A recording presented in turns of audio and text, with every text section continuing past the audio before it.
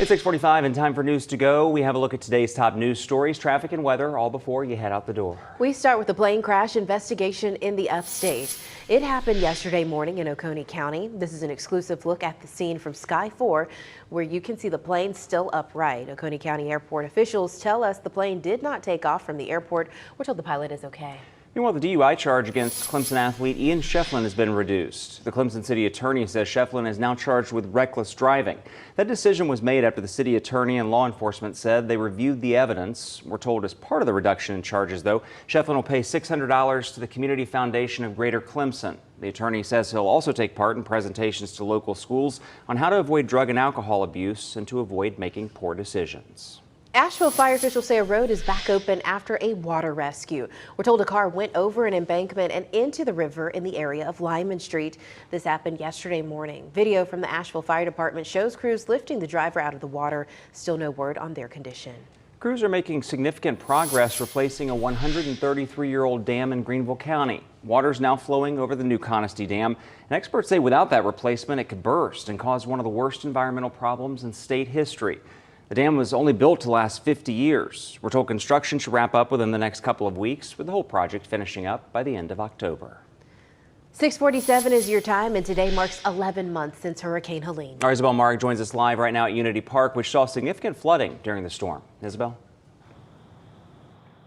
Hey, Aaron and Destiny, good morning. Crews are currently working on this South Hudson Street bridge and repairing it because of Hurricane Helene. It left a lot of damage to the structure and foundation of this bridge in its wake. Now, if you're using the Swamp Rabbit Trail, you'll want to take a temporary detour. Officials say the trail will not face any long-term closures, though. And we're told work on the bridge is expected to be completed before the end of the year. Crews are also replacing the West Washington Street Bridge, and drainage and sidewalk improvements are also going to be completed as part of this project. Reporting live at Unity Park, Isabel Marek, WYFF News 4. Thanks, Isabel. Meanwhile, new updates now from last night's Greenville City Council meeting. Members approved several significant annexations, totaling 84 acres, marking the largest efforts in Greenville's history. They're expected to have immediate and long-term economic impacts, enhancing the city's growth and development.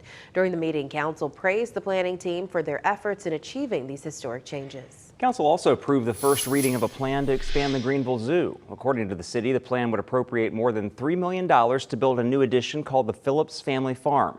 It'll bring new interactive animal spaces and introduce unique animals. Construction for that's expected to start this fall. Well, natural gas crews in the upstate are hoping to keep their winning streak alive by prepping for the National Gas Rodeo. Our Taniqua Penix joins us live in Greenville County with more about this unique showdown. Howdy, Taniqua.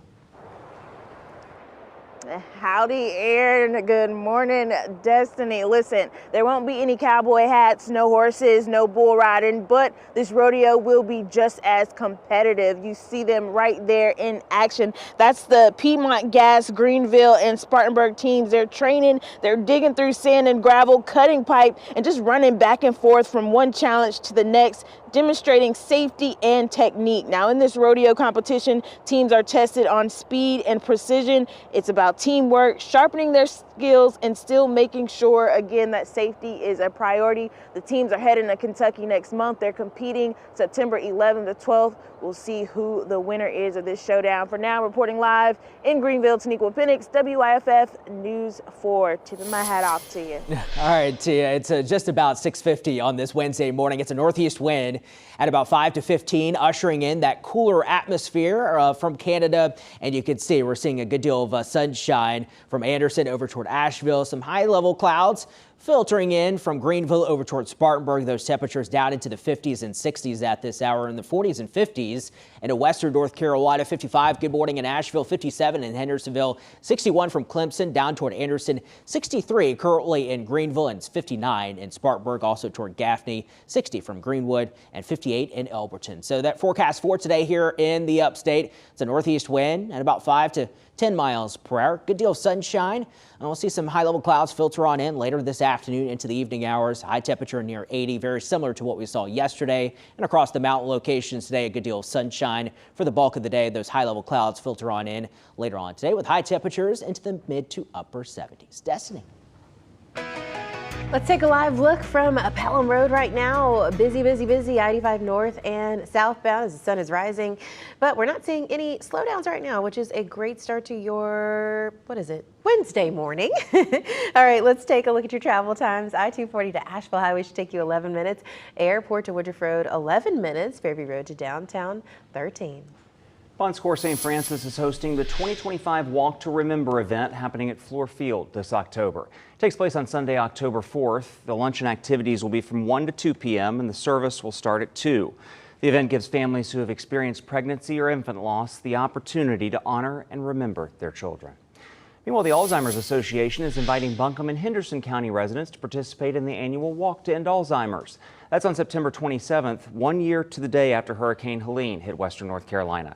It'll be held at Bill Moore Community Park in Fletcher. The opening ceremony starts at 10 a.m. The Alzheimer's Association hosts 17 walks across North Carolina.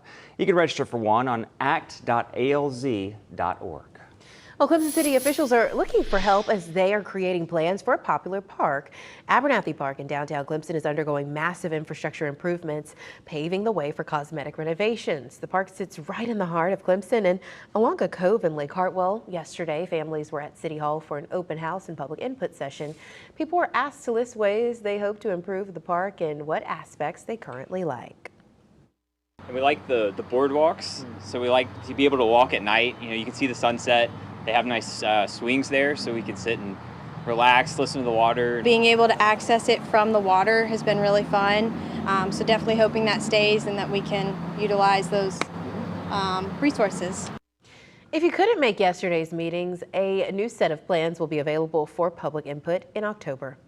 Meanwhile, this morning, the city of Greer is breaking ground on its new sports and entertainment center, which is a 200,000 square foot facility expected to open in 2027. We're told it will host adult and youth athletic programs like basketball, volleyball, and wrestling. The property will feature indoor and outdoor walking tracks, multi-sport simulators, and event rental space. Coming up on WYFF News 4 today, we'll have a last look at your weather and your traffic. Stay with us. We'll be right back.